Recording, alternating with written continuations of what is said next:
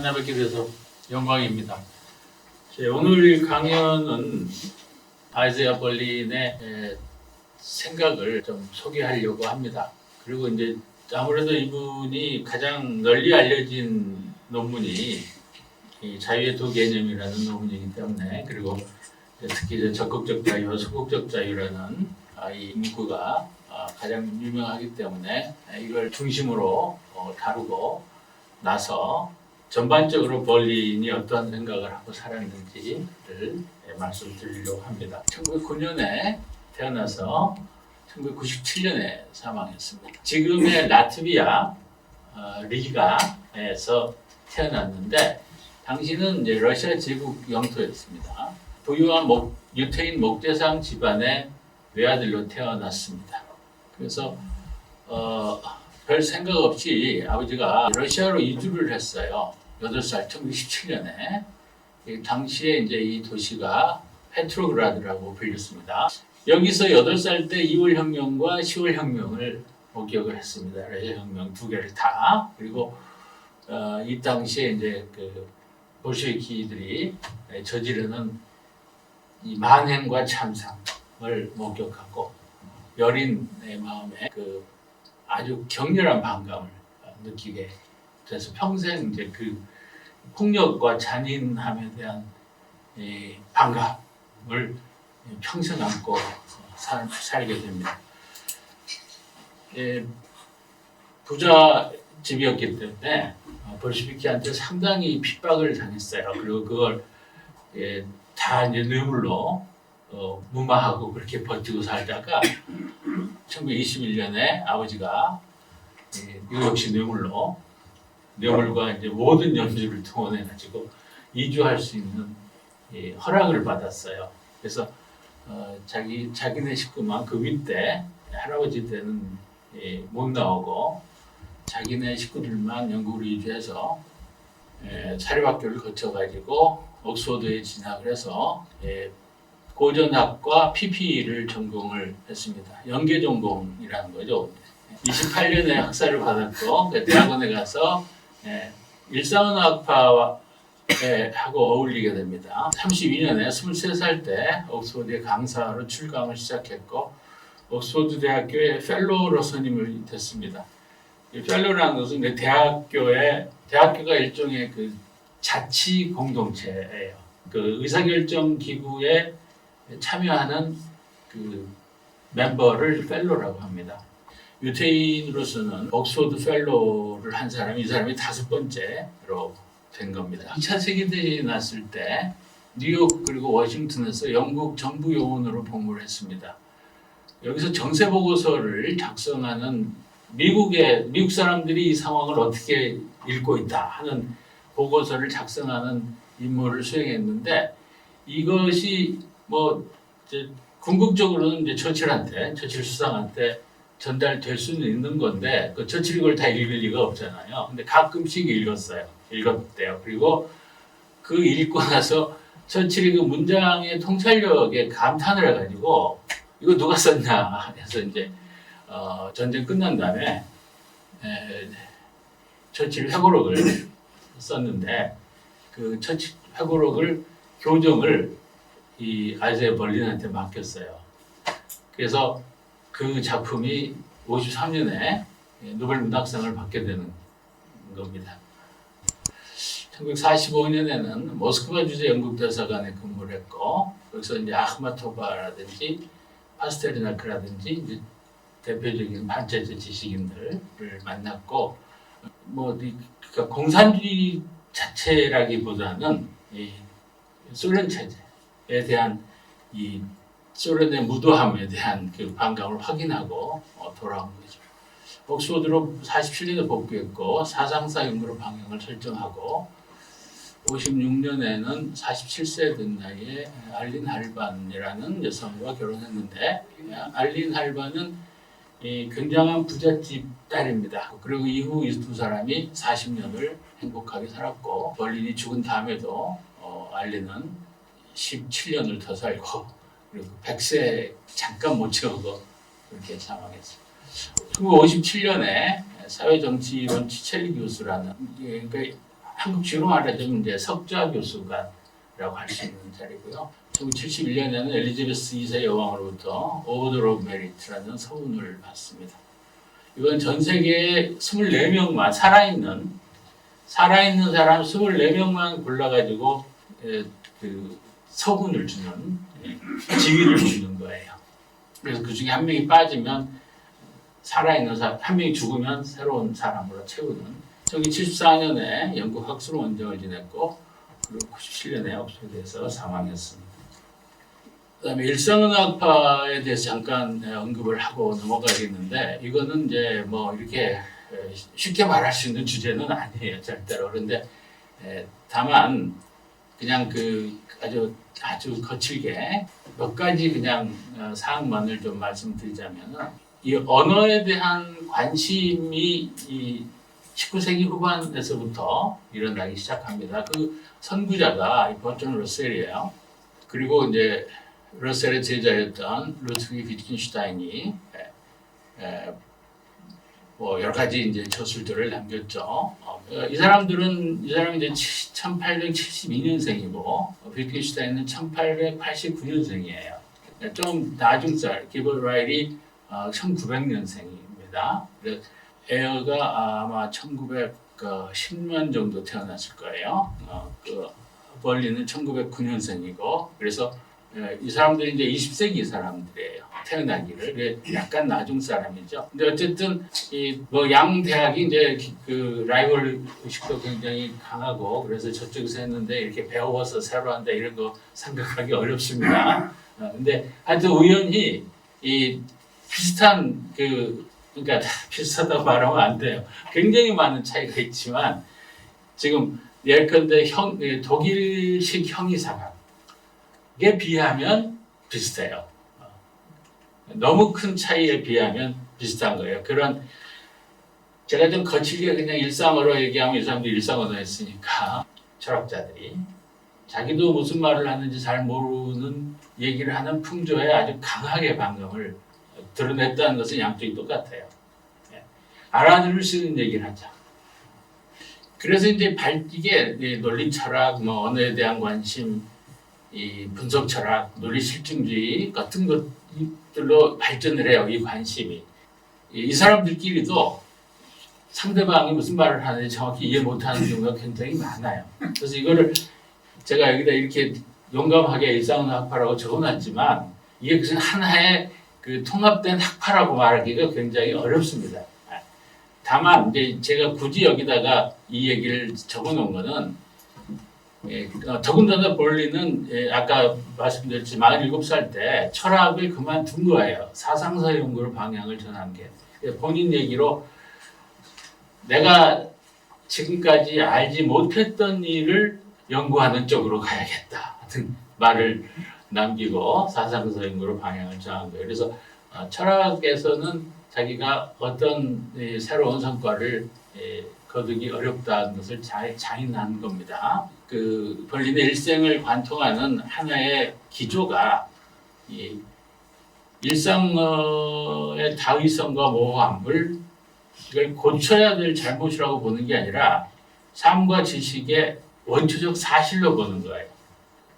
지식인들이 잘못하는 일 중에 손꼽힐 수 있는 그 잘못 하나가 뭐냐면은 다른 사람들이 말하는 방식에 시비를 거는 거죠.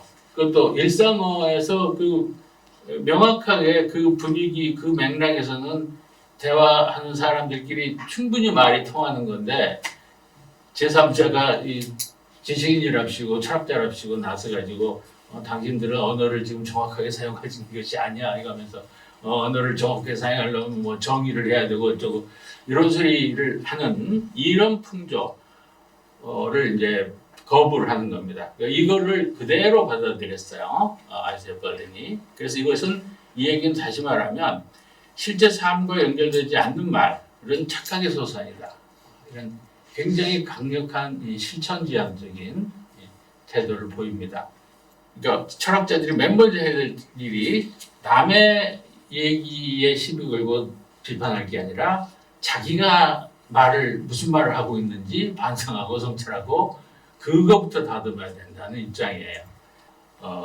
이 결정론 비판에서 전형적으로 나오는데 결정론이라는 것은 이 세상의 모든 일이 다 결정되어 있다는 거예요. 인과관계에 의해서. 그러니까 자연과학은 다 그렇게 보는 거죠. 자연과학은. 근데 역사나 정치조차도 다 결정되어 있다. 이런 입장을 취하는 사람들이 이제 종종 있습니다. 근데 그 사람 이 생각대로 한다면 인간의 가치, 소원, 감정 이것은 중요한 사항이 아니에요. 이건 전부 다 헛개비고 소음이에요. 없어도 괜찮은 거예요. 역사 진행에 하등 영향을 미칠 수가 없어요. 그것은 인과관계의 고리와 상관이 없기 때문에. 그런데 그런 결정론을 주장한 바로 그 철학자가 회의장을 벗어나는 순간 아들이 어디서 상 받았다고 그 연락을 받으면 기뻐한단 말이에요. 그러니까 그 아들이 상 받은 거 결정돼 있었던 거예요. 기뻐할 일이 아니고요라고. 누가 그 운전하다가 끼어들면 욕을 한단 말이에요. 그거 결정돼 있는 거예요. 그 사람이 끼어들게. 욕할 일이 아니라고. 그러니까 지금 이제 벌린의 학창 시절 친구였던 존 어스틴이 학창 시절부터 했던 이야기인데 이것은 결정론을 주장하는 사람들이 말하는 결정론과 그들이 실제 행동에서 보여주는 이 행태가 너무나 다르다. 본인도 실천해서 지키지 못하는 이 인과관계라는 그것을 믿는다는 게 도대체 무슨 뜻이냐 하는 얘기죠.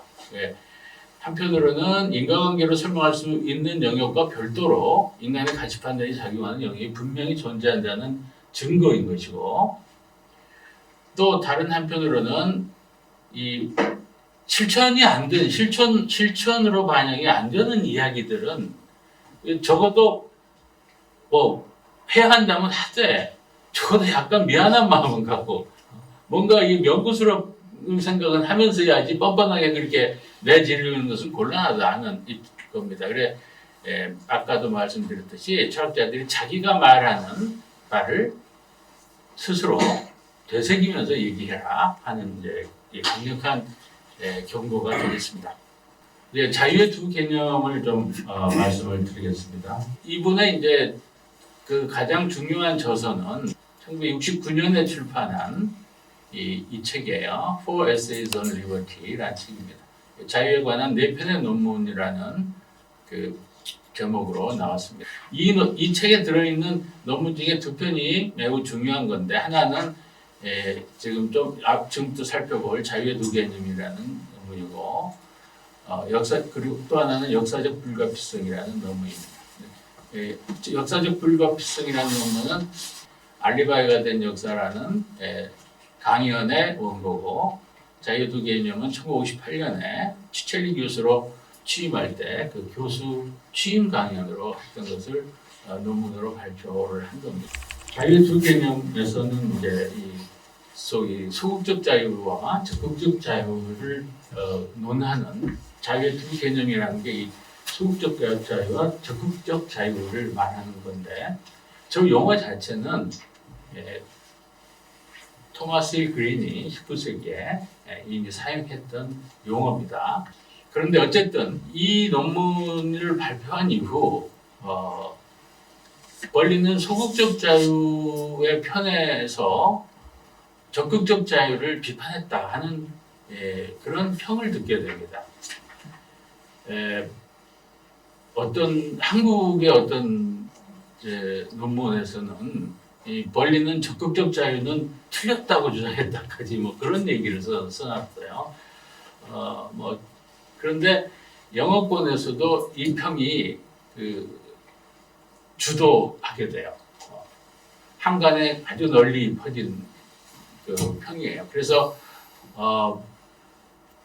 근데 벌린 자신은 내가 이런 말을 듣게 된 연유를 도무지 알 수 없다고 이런 오해가 발생한 이유는 아마 제가 추측을 해보면 사람들이 흔히 자유주의는 소극적 자유를 주장하고 사회주의는 적극적 자유를 주장한다. 이렇게 생각을 할 수가 있습니다. 아닌 게 아니라 1968년이죠.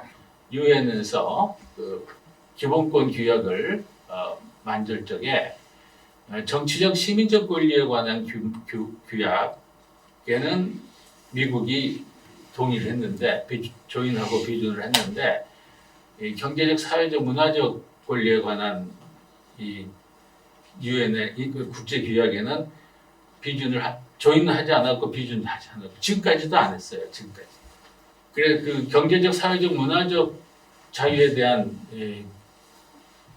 국제 규약을 적극적으로 주장한 적이 소련이었거든요, 당시에. 그러니까 그렇게 보면은 이게 뭐 얼핏 보면 이런 이분법이 들어맞을 법하기도 합니다.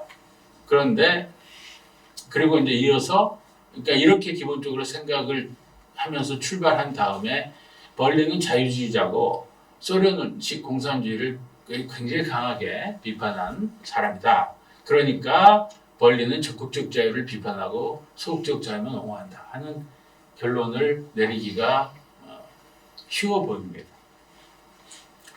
근데 이건 이제 이 출발점이 되는 이분법부터가 틀린 거예요. 복지 국가의 이념은 사회주의의 이념이 아니에요. 복지 국가의 이념은 그 영국이 노동당이 집권하기 훨씬 전인 20세기 초반에 이미 영국 정부가 공식적으로 그 표방을 하는 거예요. 그 비버리지 보고서라는 거 뭐 요람에서 무덤까지 이제 전형적인 복지 국가의 이념인데 그 보수당 정부 때 만드는 거예요. 그런 프로그램들을 가난한 영세민에 대한 구휼 사업은 조선 시대도 있었어요. 엘리자베스 1세 시대부터 영국 같으면은 그 가난한 사람들에 대한 지원 정책은 국가가 챙기면서 시행을 했습니다. 그래서 가난한 사람들에 대한 이 사회적 케어는 뭐 사회주의 사상에 의해서 새로 등장한 신개념이 아니라 사회주의 사상이 등장하기 전부터 인간이 적어도 약간이라도 문명사회라고 자부하는 곳에서는 다 있었던 개념입니다.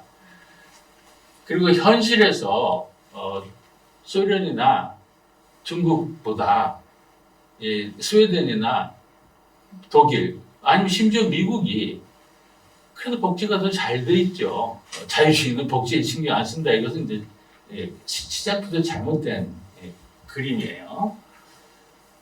그 다음에 벌린이 소련을 비판한 것은 소련의 아까도 이제 말씀드렸듯이 그 폭력과 이 잔인함을 혐오했던 것이지 그게 공산주의라서 비판한 게 아닙니다. 이 사람이 처음 쓴 책이 칼 마르크스의 평전이에요. 칼 마르크스의 생애에 대해서. 그래 일생 동안 마르크스는 연구할 가치가 충분히 있다 이렇게 주장을 했던 그런 사람입니다.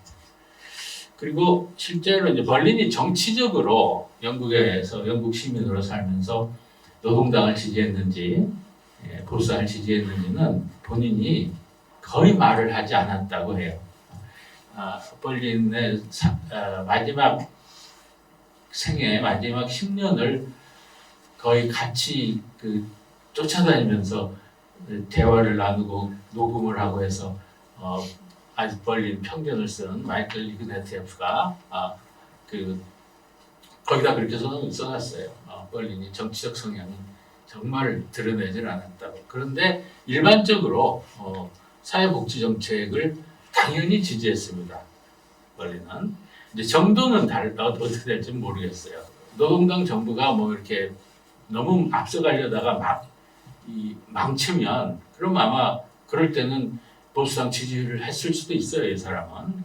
근데 어쨌든 이게 이념 때문에 이 사람이 노동당을 표를 안 주고 보수당만 이건 전혀 사실이 아니라는 점. 그리고 유럽의 사회민주주의 정당들에 대해서도 사안에 따라서 반응을 한 거지. 나는 자유주의니까 사회주의도 반대한다.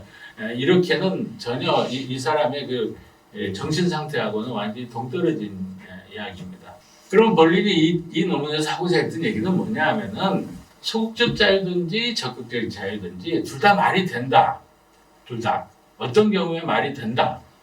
그걸 밝힌 다음에 그러면 그게 어떤 경우에는 말이 안 되는가를 얘기한 거예요. 우선 자유라는 단어에 정당한 용례들이 있다. 일상언어학파라는 얘기를 말씀드리고 미리 들은 이유가 여기 있어요. 사람들이 자유라는 단어를 사용하는 그 용례들이 그게 고쳐야 될 이 잘못이 아니라 이론가가 자기가 자유는 이거야 해놓는데 어떤 보통 사람이 자유를 이런 뜻으로 쓰면 이 사람이 가가지고 네가 틀린 거야. 이렇게 하는 게 아니고 이 권리가 없어요. 이 이론가가 일상어에서 자유라는 말을 자기 모국어, 자기 모국어로 리버티니 프리덤이니 하는 단어를 사용하는데 그리고 의사가 통하는데 이 사람이 지가 생각하는 자기가 구획해 놓은 데피니션에 안 맞는다고 이 사람한테 가가지고 당신이 틀렸다 이렇게 말할 권리가 없습니다. 이게 지금 사실은 한국에서 말했죠. 그 표준어가 벚꽃이 지금 작용을 해요. 아주 쉬운 예만 하나 말씀드리면 한 20년 됐나요? 짜장면이라는 게 복수 표준어로 인정이 됐지 않습니까? 그 전에는 어땠어요? 짜장면은 그것은 쓰면 안 되는 자장면이라고 써야 돼요. 그러던 시절이 있습니다. 근데 어쨌든지 어느 시점에서 자장면과 짜장면이 복수 표준으로 인정이 됐어요. 그러면 그렇게 인정되기 전에 짜장면이라고 쓴 문서가 지금 남아있다면 이것은 맞게 쓴 겁니까? 틀리게 쓴 겁니까? 아니면 그 전에 저자가 짜장면이라고 썼는데 그 교정하는 사람이 이것은 자장면이라고 써야 되니까 고치세요. 그래서 고쳤어요. 자장면이라고 고쳤어요. 그럼 이거 다시 오늘은 지금은 짜장면이라고 써도 되니까 그거 다 갖다가 짜장면이라고 고쳐 써야 하는 것입니까? 아니면 그 자장면이라고 놔둬야 되는 것입니까? 여기 지금 굉장히 중요한 이 근본적인 이 관념의 차이가 있어요. 지금 우리나라는 전형적으로 국어연구원, 국립국어원이죠. 국어원의 이 국어 전문가들이 일상적으로 사용하는 한국어를 재단할 수 있다는 듯한 체제 아래서 살고 있어요. 그리고 여기에 저항하는 사람이 거의 없어요. 나 같은 사람이 가끔 이렇게 기회가 있으면 한번 잠깐 저항을 합니다. 그런데 지금 이 멀린의 생각은 이쪽이 베이스라고요. 일상어가 베이스예요. 그래서 자유라는 단어를 보통 사람들이 사용하는 그게 베이스입니다. 여러 가지 뜻으로 사용돼요. 당연히. 그럼 그게 다 여러 가지 뜻으로 사용되는 게 그게 팩트예요. 그냥 받아들이면 되는 거예요. 자유가 왜 여러 가지로 뜻으로 사용되느냐? 자유는 단어가 하나니까 뜻이 하나여야 된다고 하는 순간 이게 지금 이 사람이, 이 지식인이, 이 철학자가 착각에 빠지고 있는 겁니다. 이게. 그래서 어렵고 복잡한 자유의 의미는 접어두고 그건 가마틱한 나중 얘기고 자유라는 뜻의 1차적인 의미는 뭐냐? 사실이나 강제 같은 외부적 제약이 없는 상태가 자유다. 외부적 강제가 제약이 없는 상태가 자유다. 이게 1차적인 본원적인 의미라는 겁니다. 일상적인 의미. 이게 소극적 자유예요. 근데 이제 여기서 자유라는 말이 끝나지 않고 내가 나 자신의 주인이 되고 싶다는 소원이 전통적으로 옛날부터 있습니다. 왜냐하면 내 마음대로 했는데 후회하잖아요. 내가 그때 내가 이걸 알았으면 이렇게 안 했을 텐데 이런 일들이 많이 있잖아요.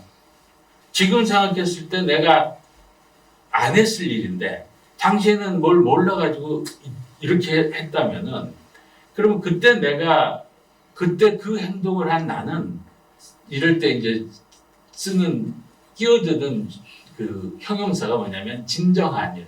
그때 지금이라면 안 했을 일인데 그때 뭘 몰라가지고 그 행위를 한 나는 진정한 내가 아닌 거예요.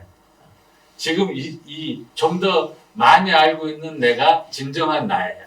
그러니까 진정한 내가 아닐 때는 뭔가에 씌여서 뭐 사기를 당했든가 아니면 잘못된 영향 아래 내가 빠져 있어. 미혹 상태에서.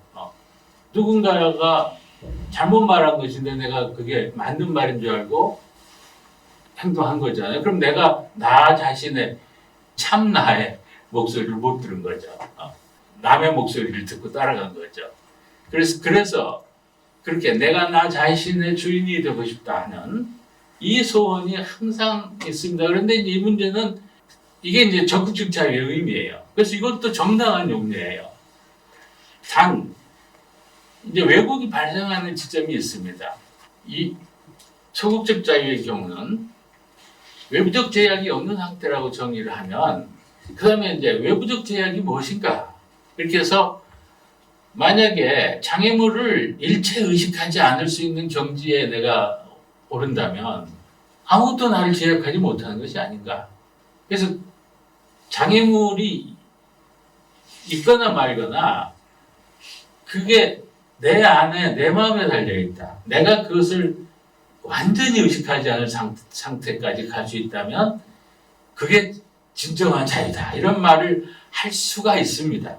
이거 실제로 해요. 예. 서양 같으면 에피테토스가 그런 말을 해. 이 사람은 이제 로마 시대 노예인데 나중에 자유인이 되지만 나는 노예지만 황제보다 자유롭다. 왜? 나는 이 노예 상태라는 것을 의식하지 않기 때문에. 중기 스토아파의 대표적인 입장입니다. 이제 적극적 자유에 관해서도 술에 취해 옥상에서 뛰어내리려고 하는 의지와 술이 깨서 실수를 깨달은 후의 의지를 대비해보면 이게 진정한 내 의지가 아니고 이게 진정한 나의 의지지 않습니까? 여기서 이제 그치지 않고 나는 가령 계속해서 실수를 하는 존재고 누군가가 내가 실수할 때마다 누가 나의 실수를 깨우쳐 줄 사람이 있다면 그때 이 사람이 계속 나한테 내가 행동할 때마다 잘못된 행동을 하려고 할 때마다 나한테 올바른 길을 가르쳐주고 내가 실제로 올바른 길을 해본 다음에 이게 진짜 내가 원했던 거다.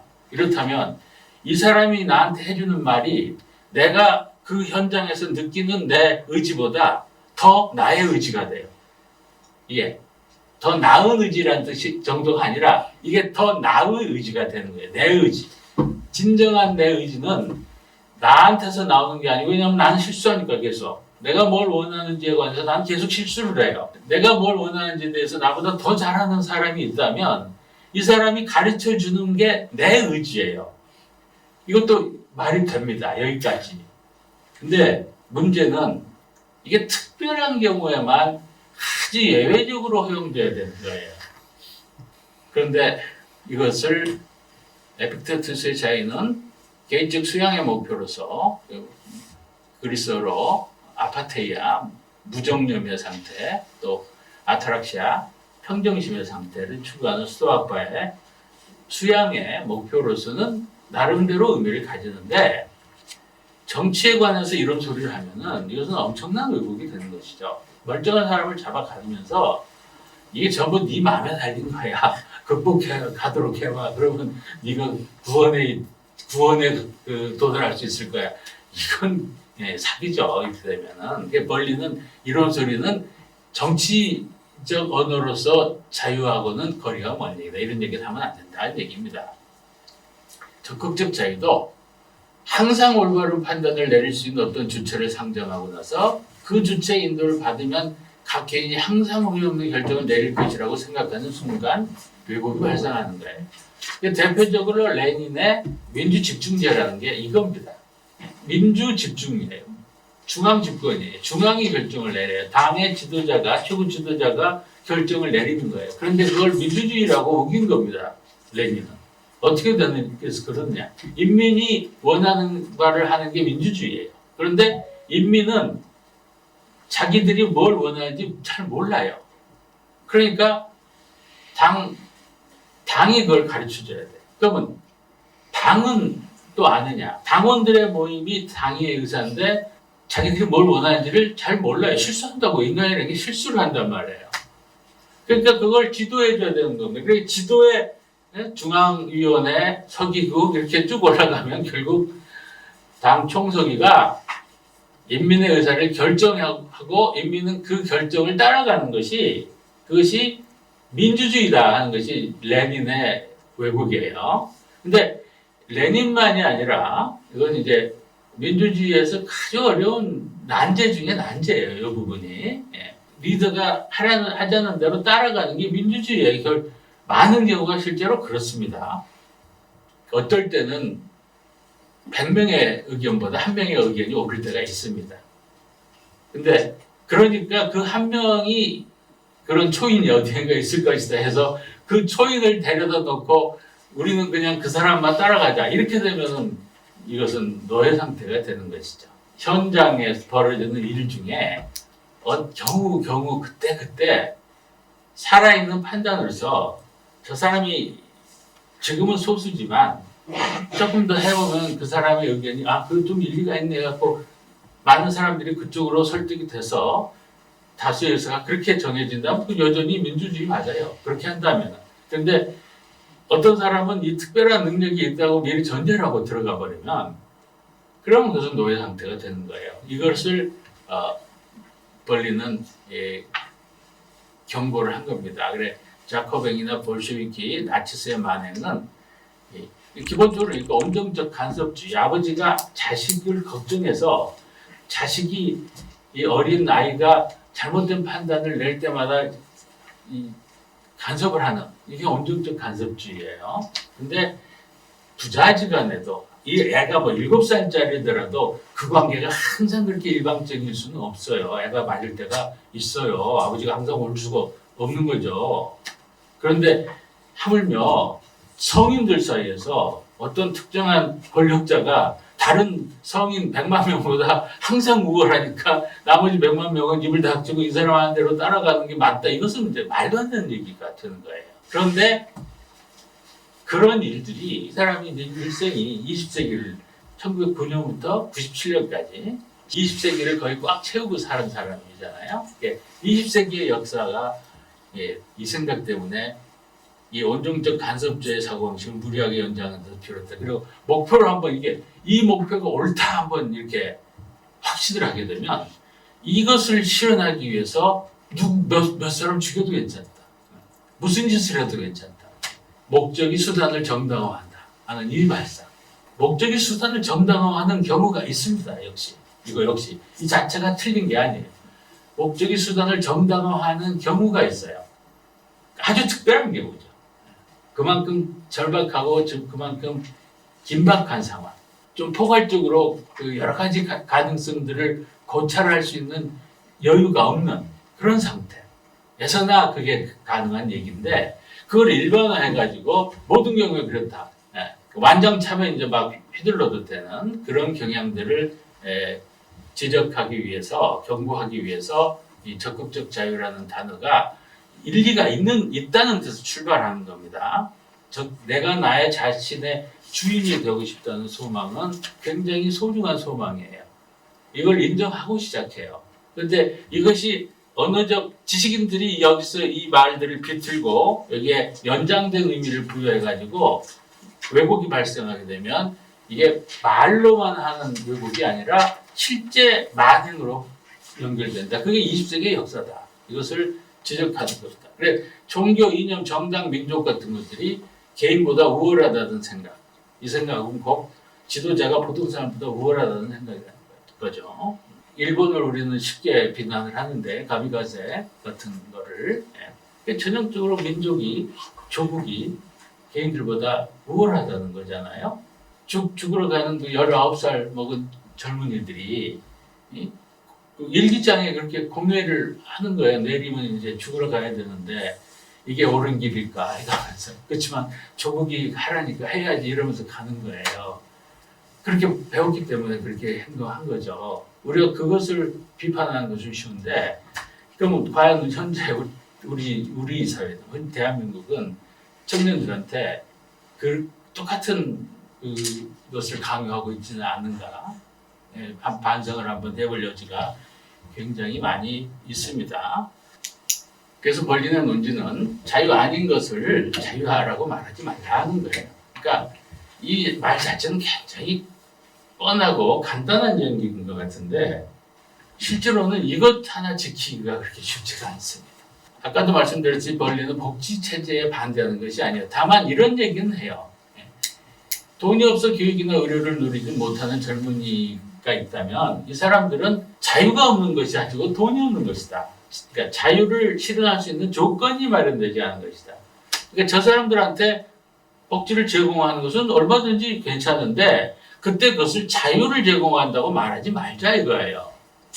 자유를 위한 조건을 제공하는 것이지 자유를 제공하는 것이 아니다. 또 법과 공권력은 당연히 필요한데 이게 자유를 증진하기 위한 게 아니고 이건 자유를 제약하기 위한 것이다. 이게 이렇게 분명하게 얘기하자 이거예요. 말 뒤섞어가지고 말하지 말고. 수갑을 채우면서 이게 너의 자유를 위한 거야. 루소가 강제당함으로써 자유로워진다는 말은 이건 예수나 할 수 있는 일이에요. 네가 죄의 값을 치름으로써 네가 죄로부터 해방됐다. 뭐 종교적인 용어로나 할 수 있는 얘기인 것이고 감옥에 가면 자유롭지 않는 것이지 감옥에 감으로써 영원히 자유로워져 이런 얘기는 할 필요가 없는 거예요. 죄의 값을 치러서 네가 죄로부터 해방됐다 이 말은 할 수 있습니다. 그렇지만 감옥에 가는 게 자유로워지는 것이다. 이런 말은 해서는 안 된다. 이런 얘기입니다. 이런 얘기들 밑에 이제 깔려 있는 의미가 뭐냐면 정치에는 정답이 없다. 하나의 정답을 찾고자 하는 사람들이 폭력과 잔인으로 흘러간 게 20세기다. 개인이든 집단이든 선택이라는 것이 굉장히 중요하고 이게 자유예요. 선택이. 스스로 자신의 정체성을 이 선택을 통해서 형성해 나가는 것이다. 정체성의 바른 정체성과 틀린 정체성은 있을 수 없다는 겁니다. 나무가 이렇게 자랐으면 이게 정체성이야. 이게 잘못 자란 게 아니고. 나무가 이렇게 자랐으면 이 나무는 이렇게 생긴 나무예요. 사람도 마찬가지라는 겁니다. 각자 자기 선택해서 자기가 가는 길을 갔으면 그 사람은 그렇게 산 사람이에요. 그 사람의 삶을 있는 그대로 봐주자는 거죠.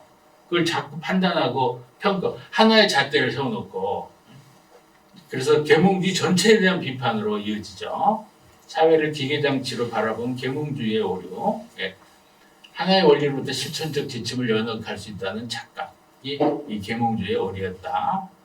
그래서 이제 다원론으로 이제 이어집니다. 벌린의 다원론의 이제 내용을 잠깐 보면 도덕, 윤리, 정치, 역사는 과학의 논리로 과학으로 환원되지 않는다. 과학하고 뭐 요즘 한국에서 유행하는 말로 하면 인문학이 다르다. 서로 다른 영역이다. 사람들은 각기 다른 가치를 추구하고 한 사람이 추구하는 가치도 시시때때로 변한다. 이런 다양성을 몇 개의 원리로 요약할 수 있는가? 이걸 요약할 수 있다고 보는 사람들이 끔찍한 사람들이라는 겁니다.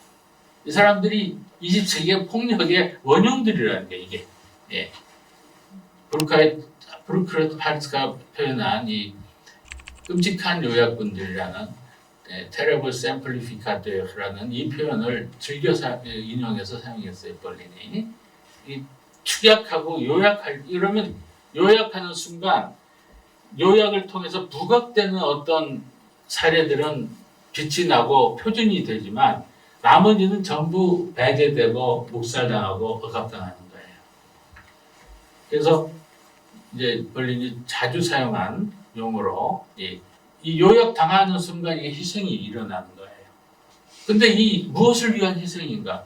여기 집단의 목표를 세워놓고 이 길을 가려니까 너희들은 대를 위해서 소가 희생돼야 해야 하는 것인데 그런데 계란은 깨졌지만 오믈렛은 안 만들어진다고. 한국 전쟁 이후도 51년에 전선이 교착 상태였어요. 2년을 전쟁을 더 했어요. 53년에 휴전이 이루어지죠. 그럼 그 2년 동안 죽은 사람들은 무엇을 위해서 희생한 겁니까? 계란은 깨졌지만 오믈렛은 영원한 거예요. 그러니까 벌린의 이야기는 무슨 목표든지 사람 죽이면서 추진할 정도의 중요한 목표는 없다는 거예요. 개인을 희생시키면서 해야 될 만큼 중요한 목표는 이 세상에 없다는 겁니다. 열정적인 이상주의자들은 그런데 오믈렛은 망각한 채 계란만을 계속 해나간다. 94년에 토론토 대학에서 명예 박사학위를 받으면서 거기에 이제 고령이라 직접 가서 상 받지는 못하고 그냥 감사 메시지만 보냈는데 그 메시지에다가 적어놓은 글입니다.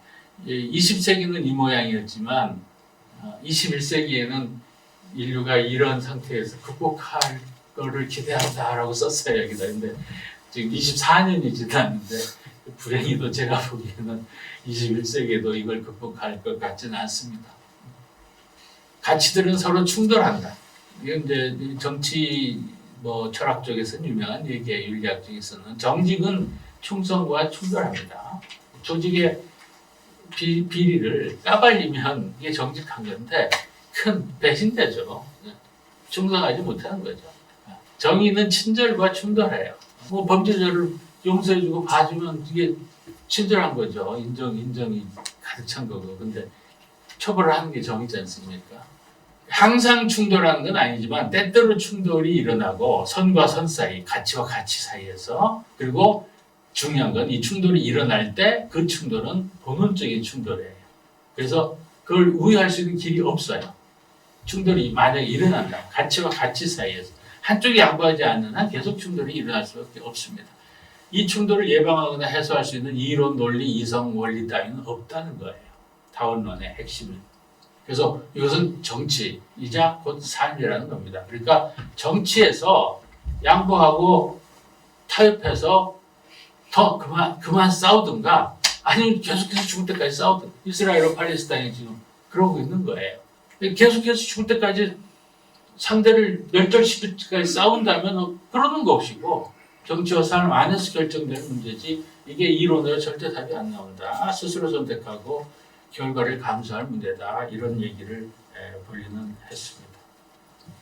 과학하고 정치는 다르다. 정치는 그러니까 과학은 정답을 찾는 건데 정치는 정답이 없이 타협하고 균형을 잡는 거예요.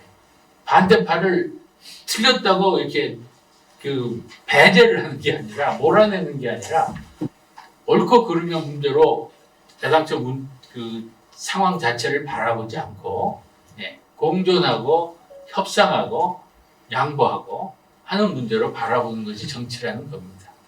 과학적 지식은 정치적 선택을 위해 필요한 정보를 제공할 수 있지만 선택 자체는 인간 주체의 가치 판단이다. 거고, 철학은 뭐냐 하면은 얼핏 과학은 정치를 인도하지 못한다 그러면 철학이 정치를 인도할 수 있을 것처럼 생각을 할 수가 있는데 전혀 아닙니다. 철학은 정치적 선택을 인도하는 역할을, 철학 역시 그런 역할을 수행할 수 없어요. 아까 좀 전에 예를 들으신 사람이 이스라엘 팔레스타인에 대해서 평생 말을 안 하고 아끼다가 죽기 사흘 전에 이스라엘 신문에다가 아주 짧은 글을 친구한테 보냈어요. 이걸 좀 신문에 실어달라.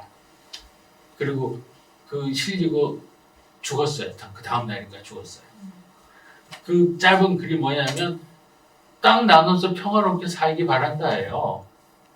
근데 이 얘기는 철학자로서 한 말이 아니고 1948년에 이스라엘이 건국할 적에 벤구리온이 지도자였잖아요. 벤구리온으로부터 이 초청을 받았어요. 그래서 벤구리온이 여기 와서 우리 같이 살자. 조국을 건설하는데 좀 힘을 보태라 했는데 약간 조금 고민해보고 안 되겠으면 옥스포드로 가겠습니다. 그래서 자기가 평생 이제 더 편한 세상이잖아요. 그리고 부인이 굉장히 부자여가지고 옥스포드 옆에 널찍한 집을 짓고 거기 옥스포드 이 철학자들의 사교장 역할을 했습니다. 그 집이. 그러니까 세속적으로는 굉장히 유복하게 편안하게 살았어요. 그게 이제 평생 여기 남는 거예요.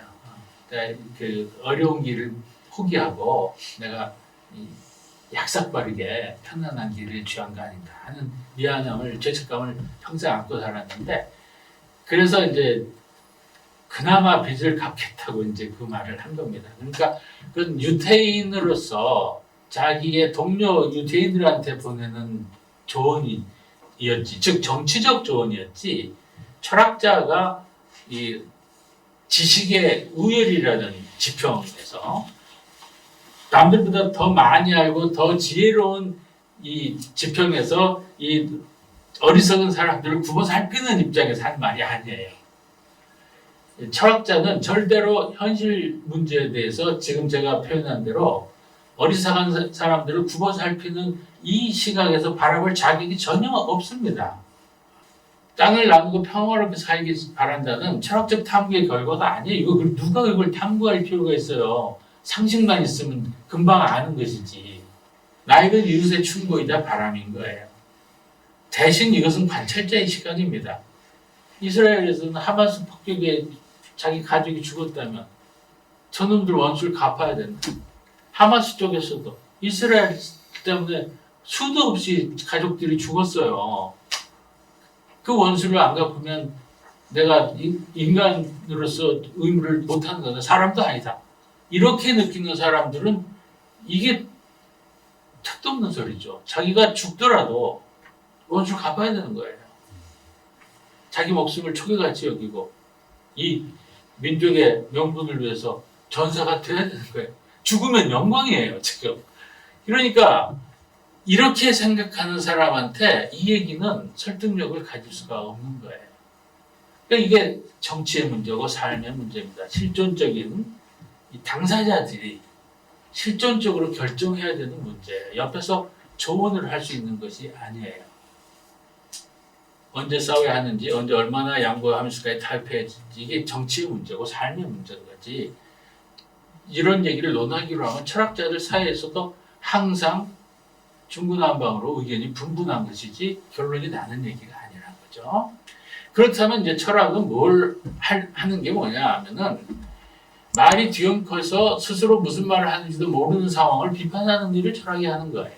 특히 지식이라는 사람들이 그 지경이라면 스스로 입지를 무너뜨리는 것이다. 말로는 평화를 원한다고 하면서 행동은 전쟁광이 이기는 방향으로 간다면 이것은 어리석은 일이에요. 이런 거를 지적하는 게 철학자의 입장이에요. 철학자의 임무이자 역할인 겁니다. 그래서 다른 사람들만이 아니라 다른 사람의 말만이 아니라 철학자 자신이 하는 말 자체도 이게 공허한 말장난인지 아니면 뭔가 나름대로 어디에든지 도움이 되는 얘기인지를 스스로 잘 생각해서 말해야 한다는 것이 철학자가 맨 먼저 해야 될 임무예요. 이 자유가 아닌 것을 자유라고 말하지 않는 것. 이게 너무나 간단하고 단순한 일인 것 같지만 지금 그 정도도 실천으로 옮기기가 그렇게 만만치 않은 세상이 되어 있습니다. 여기서 이사야 벌린의 의의를 찾아볼 수 있지 않을까 생각합니다. 이상으로 마치겠습니다.